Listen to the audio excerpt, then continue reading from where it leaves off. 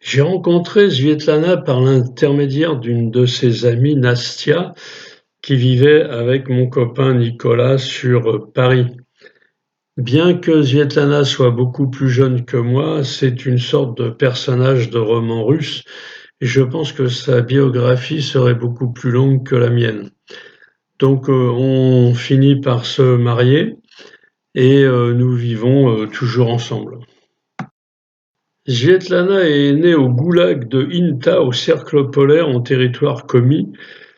C'est une ethnie qui ressemble un peu aux Lapons de Finlande et qui vivent également de l'élevage du renne.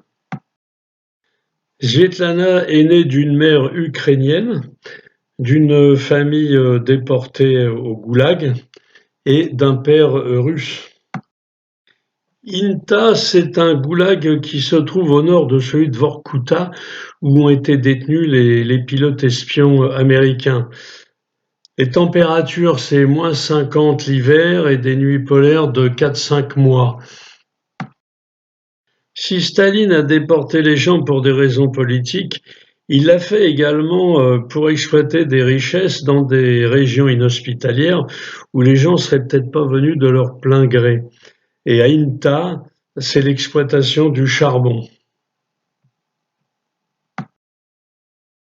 Les premières générations installées à Inta n'ont aucun confort. Ils vivent dans des baraques en bois, il faut aller chercher l'eau dans la rue. Puis ils vont commencer à construire des bâtiments, genre barres d'HLM avec tout le confort, le chauffage, l'eau, etc. Et puis, comme il n'est pas évident de vivre par -50 l'hiver avec des nuits polaires très longues, ils ont commencé à construire des salles de théâtre, de cinéma, des patinoires, des piscines. Et beaucoup de gens, au bout de deux, trois générations de déportés, sont devenus des sportifs de haut niveau et également des acteurs très connus dans toute l'URSS et même maintenant aujourd'hui en Russie.